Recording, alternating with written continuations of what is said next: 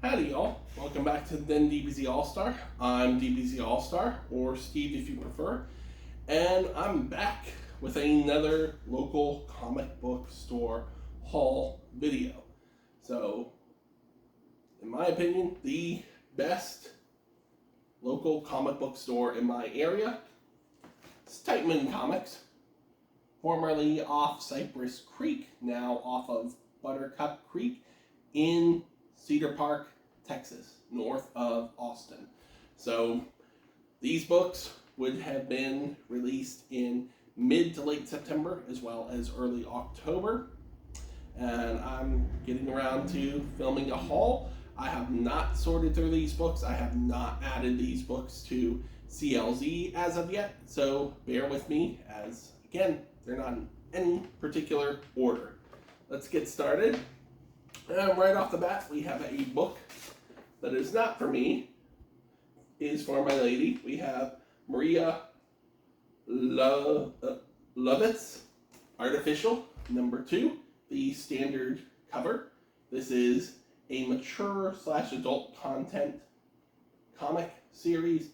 This is the same author behind 2024's Crave and the one-shot All the Things I Didn't Do Last Night. Again, mature content, most likely sexual situations, so not safe for kids. Set that off to the side in her own little pile. Turn this so we can see my face and for ease of access. So this one here is Fantastic Four, issue 4, the What If Mickey and Friends Became the Fantastic Four, with a tribute to Fantastic Four Volume 1, issue 252. Well done. I am not honestly that much of a variant or alternate cover collector, but ever since they started just a couple years ago putting out these covers for Disney characters with what if scenarios, I just can't stop. Next, we have The Amazing Spider-Man, Joe Kelly, Pepe Larraz. This is issue 13. It says, The Amazing Spider-Man feels the effects of Imperial, an event penned by Jonathan Hickman. This run, oh my word, I might have to do a video just to talk about this. I did make a post recently in the Omnibuds Cafe about my feelings surrounding Spider-Man and about the Joe Kelly run. It's night and day compared to the Nick Spencer and the Zeb Wells runs. Opinions, of course, vary. Every comic is someone's first. Every comic is someone's favorite. I respect our differences, but I gotta say, this is a huge step up.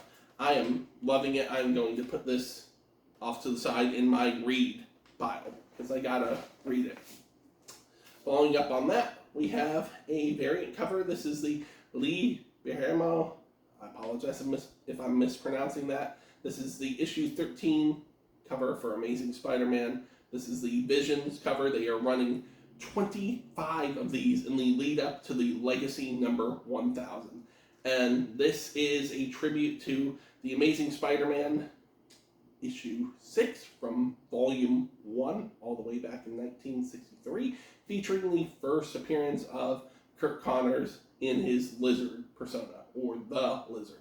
Love these, getting every single one of them. And issue 15 pays tribute to one of the all-time best moments in Spider-Man's entire lore. So I have 2 of those on the way. I was surprised that I continued with the idea to have a Batman title on my list, because even though I love Chip Zdarsky, I feel like his run on Batman from issue 125 to, I believe, issue 157 was hit or miss. But Matt Fraction blew me away with issue 1. Mr. Jimenez's artwork is always a delight to see on a Batman title, any title really. And it's got Tim Drake partnering with Batman again. How can I say no? So, Batman issue 2, standard cover. Gonna set this off in the DC pile. Do have a Marvel pile here. Another fun one. The return of Greg Rucka to DC Comics continues. This is Cheetah and Cheshire rob the Justice League issue 3, continuing Cheetah and Cheshire's quest to steal something from the Justice League Watchtower, dealing with the security chief, Renee Montoya, the Question, and other antics they get into. This has been a lot of fun. Anything Greg Rucka writes, he can rest assured I'm going to love. Man is a treasure. Next, we have the New Avengers by Sam Humphries, originally solicited to be Thunderbolts to have cross-promotion with the film. So far, it's not bad. It's not near the top of my read pile, but I love the cast of characters from Namor to Black Widow, the incredible soon-to-be probably Infernal Hulk, Eddie Brock Carnage, the Winter Soldier / Revolution / Bucky. It's been interesting. I just want consistent characterization for Laura, aka Wolverine, aka X-23. That's really all I'm asking for, because the artwork is great, the plot's not bad. Laura just has not had consistent characterization since she, spoiler alert, died during the Krakoa era and was resurrected. So we'll put that under A for Avengers. Next, this is pure nostalgia fuel. I love it. This is the Amalgam Comics, which came out of the DC versus Marvel event. This is a facsimile edition of Spider-Boy issue 1, in which the Ben Reilly version of Spider-Man in the 1990s combined with Con-El Superboy. It's a lot of fun. It's cheesy as heck, but I'm a big fan. I cannot express enough how excited I am for the reprint of Spider-Boy Team Up. And I'm hoping at some point, since so far the cooperation between DC and Marvel with these team-ups has been pretty great, that we see a return to Spider-Boy at some point. I'm going to put this into my DC pile, since they were gallant enough to want to reprint the crossover events last year in 2 separate omnis. Next, we have Ultimate Wolverine, issue 10. This was a bit of a slow burn. It's really picked up. We know it's ending with issue 16 in April 2026. So I'm hoping that we don't race toward the finish line, that we have a bunch of series that hit the landing. Next, we have another X-Men title in the Ultimate Universe. This is Ultimate X-Men issue 20. Peach Momoko on writing, on artwork. This, again, has been a bit of a slow burn, but it has been delightful, because this is in its own corner of the Ultimate Universe. It's about these kids who are discovering their abilities and how to combat the fear of the rest of the world, as well as kind of dealing with how the world is controlled by the Maker and his various council members. This is ending soon as well. I hope this also sticks the landing. So we will put that in our Ultimate pile, and my bad, we will put Spider-Man in the Spider-Man pile. This is how I sort them in the long boxes. Moving on to an independent title, just pull these both out. We have 2 covers for Boom Studios VR Troopers issue 3. We have cover A, we have cover B. I believe this is an every 6 to 8 weeks series spinning out of Power Rangers Prime. I have left this on my read pile for now, having read about half of the first issue to make sure I was going to enjoy it. Cover B is the Montez cover featuring the helmet. Loved VR Troopers in the 90s, feel like it was very underrated. I'm going to keep it on my pile. I've heard it's a limited series anyway. Next, we have the Walking Dead Deluxe 122, Part 8 of 12 for All Out War. The Walking Dead Deluxe being a reprint of the series by Robert Kirkman, now in full color, including from the cutting room floor material at the end. Kirkman had said that we were not going to see reprints and collected editions of this. However, next year we are getting at minimum a compact style edition of reprints for The Walking Dead Deluxe. I don't believe it'll include From the Cutting Room Floor material, as that's one of the buy-ins for these single issues, but you never know. I guess we'll see. Kirkman loves the money. Kirkman loves The Walking Dead. I love The Walking Dead and The Walking Dead Deluxe. I am here for it. More from the Spider-Man corner of Marvel's publishing. We have Venom 250 by Al Ewing, Charles Soule also contributing, and many, many stellar artists involved. This features the return of Null, who has not been truly seen in present day since the end of King in Black in 2021. So, how's he returned? We get hints in this issue. There will be a Null series penned by Al Ewing coming out in December 2025, which I've added to my pull list. All New Venom has been a lot of fun. Great, despite the controversy surrounding who is the All New Venom. I'm really enjoying it. I'm here for it. We have this Legacy 250th issue.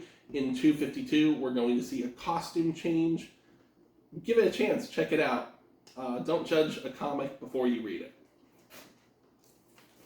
Goes in our Spider-Man file. Next, in tribute to a character who has had several different people don the mantle, we have the variant cover for White Tiger Reborn, featuring several of the characters who have carried that moniker. Really looking forward to reading this. The Marvel Voices line is always a lot of fun, and I'm a big White Tiger fan, so always grateful to see any of these characters show up.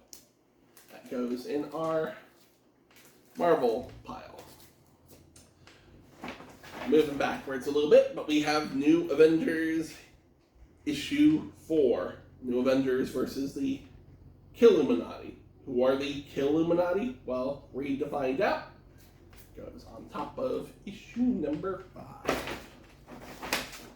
I've been supporting the Ultimate line since the beginning with the original Ultimate line, starting with Ultimate Spider-Man, and I've been supporting this new Ultimate line, as you've seen.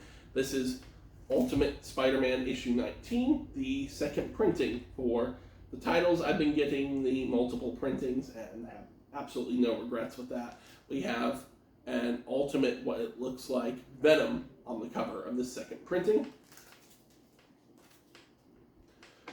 Another Ultimate title that was a bit of a slow burn and kind of does its own thing. We have Ultimate Black Panther issue 20.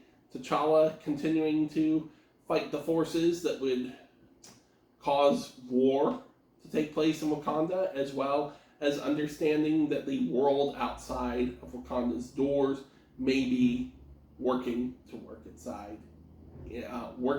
inside, as well as understanding that vibranium is more than what the Wakandans think it is.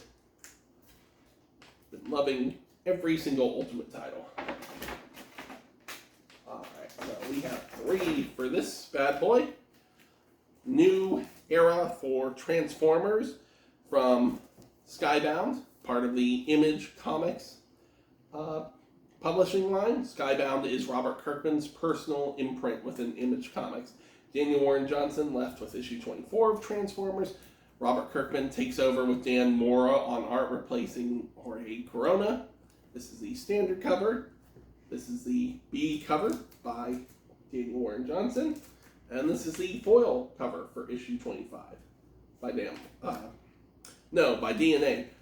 David Nakayama. My apologies. So, from what I've heard, I haven't read this yet, there is a bit of a transition from Jorge Corona into Dan Mora, and I love things like that. I wish more comic publishers would do this. This is the first time I have stayed on a Transformers title for more than a year. Tried with the Dreamwave, tried with Phase 1 through IDW, tried with, I think it was Phase 3. I just couldn't get it to stick. I love the Transformers. I just, for whatever reason, couldn't get it to stick. It is stuck with this run. So I'm eternally grateful that Kirkman is respecting what the Transformers are all about, and is inviting creativity and fun into the world. Next up, we have Spider-Man 1994, or Spider-Man 94, issue 2, continuing the stories of the 1994 animated series that you could see on Fox Kids. Peter Parker, Mary Jane are reunited. Now we're seeing elements of the J. Michael Straczynski run, with Moreland coming into being in this universe, with Kane from the Clone Saga coming in.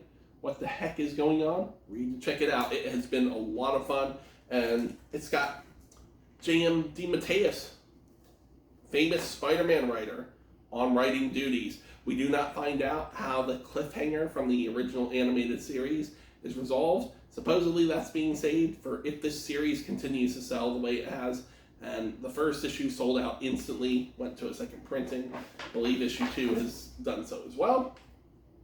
We are celebrating 20 years of Planet Hulk, so we have, written by Greg Pak, who wrote Planet Hulk, Return to Planet Hulk, one shot.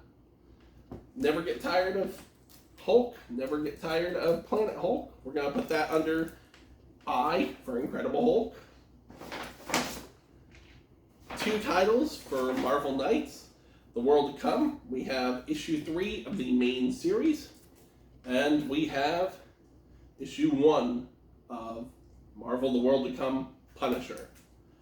Really been enjoying the Quesada and Priest main series. I believe that's 6 issues.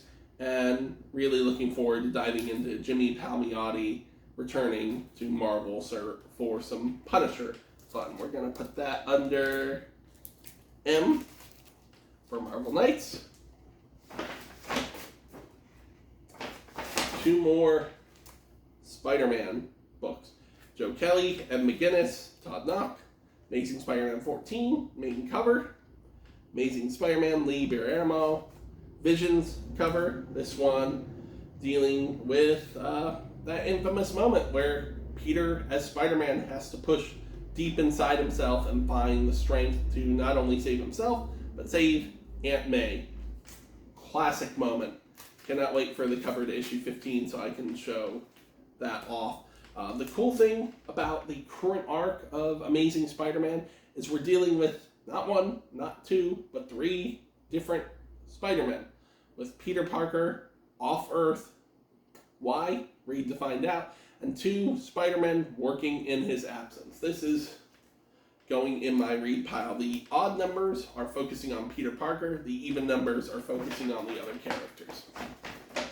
We have The Walking Dead Deluxe, issue 123, All Out War, part 9 of 12. I think I've done a good job describing what The Walking Dead Deluxe is. 3 more issues in All Out War, which was, when originally published, a pretty extreme story. Okay. 3 books for the X-Men Age of Revelation. Because I love Storm and because it's the same writer, we have Rogue Storm, issue 1. We have, by David Marquez, Sinisters 6, issue 1. And by Gail Simone, Unbreakable X-Men, issue 1. All under the banner of Age of Revelation. Put these with the X-Men pile. We'll start one here. So right now, all of the ongoing X-Men storylines are on pause, the titles are on hold, and we're dealing with a possible alternate future, or the future, in the Age of Revelation, where a virus known as the X-Virus has overtaken the Earth. Those who were not mutants before are potentially becoming mutants, or they're passing on to the next life. And these titles, I believe there are about 18 of them, I could be wrong, are dealing with various stories that take place X years later, post the initial Age of Revelation one-shot. Next, we have, I think this is issue 2. Yes, we have The Punisher, Red Band, issue 2. This is Benjamin Piercy of the Wolverine and X-Force series set during Krakoa, dealing with Frank Castle coming back.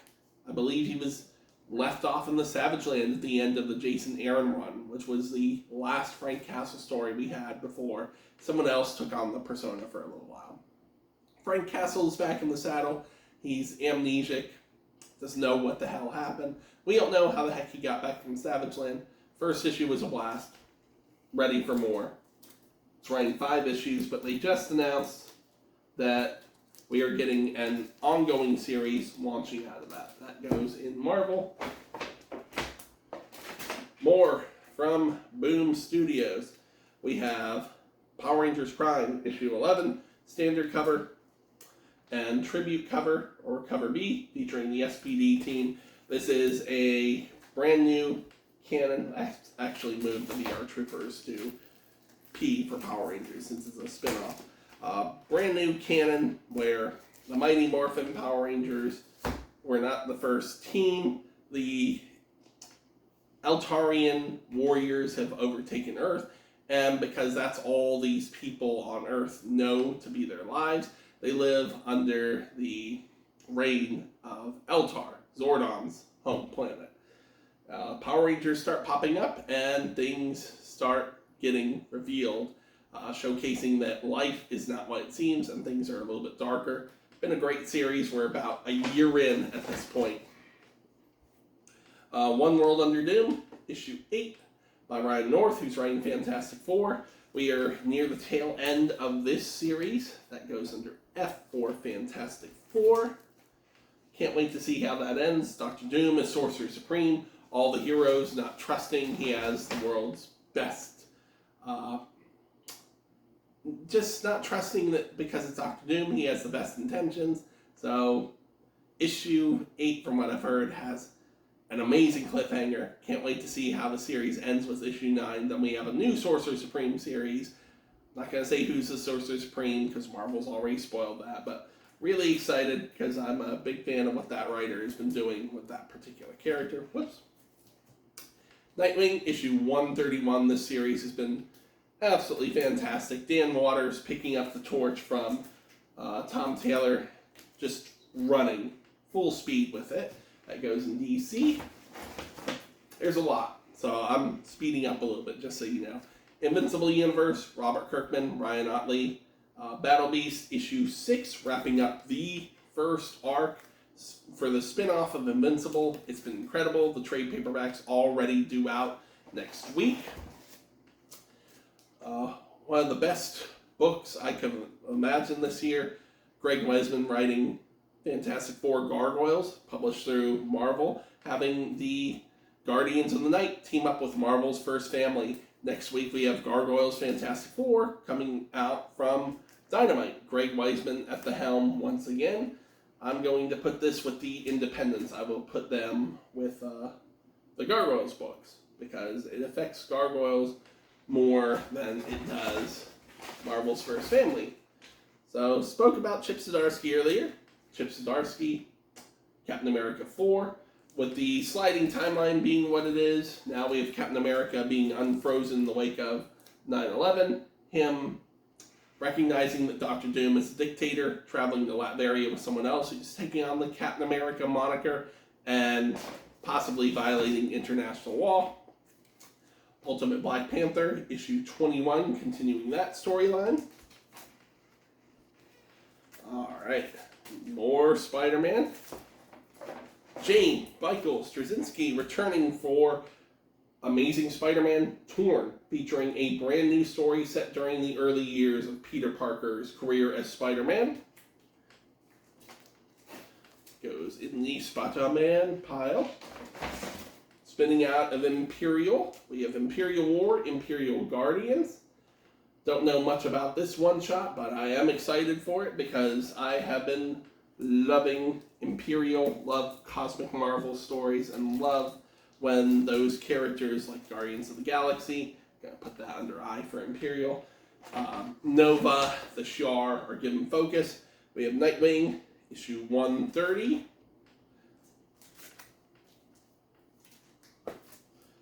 I did say it was gonna be a big one. Void Rivals, Robert Kirkman, Connor Hughes, one of the Energon Universe titles. This was actually the first title published as part of his new Energon Universe. So we're going to put that behind Transformers because I like all of my Energon books in the same area. One Shot for the Ultimate Universe, written by Taboo. Ultimate Hawkeye, spinning out of the Ultimates, giving focus to that character. We are going to put that in the Ultimate pile, but we are going to put that at the bottom because Ultimates comes at the bottom in alphabetical order.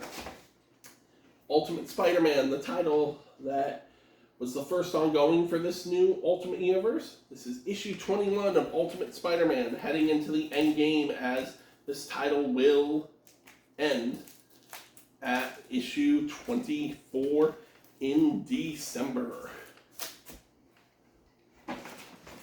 Alright, down to the last bit. So we're going to put this here.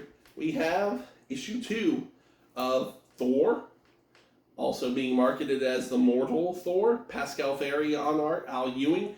Thor is dead, or is he? And what happens? What consequences are there for the King of Asgard having bitten the big one? And who the heck is it wielding a hammer in Manhattan?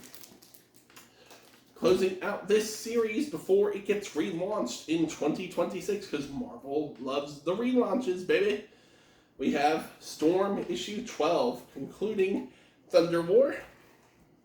Put that before the Age of Revelation, because that is the timeline. Part 3 of 4, New History of the DC Universe. Issue 3, with Mark Waid doing what he does best and chronicling the history of DC. Goes in the DC pile. More DC goodness. Green Arrow with Condon on issue 28. Unfortunately, this is ending in December with issue 30. But it has been a stellar run. Green Arrow is one of my top 5 favorite DC characters. We have Death of Silver Surfer issue 4 by Greg Pak. Have not been thrilled with this series, but I like Greg Pak, so I figured I'd give it a try. We're going to put that under F4, Fantastic Four, because Silver Surfer series do not come out often.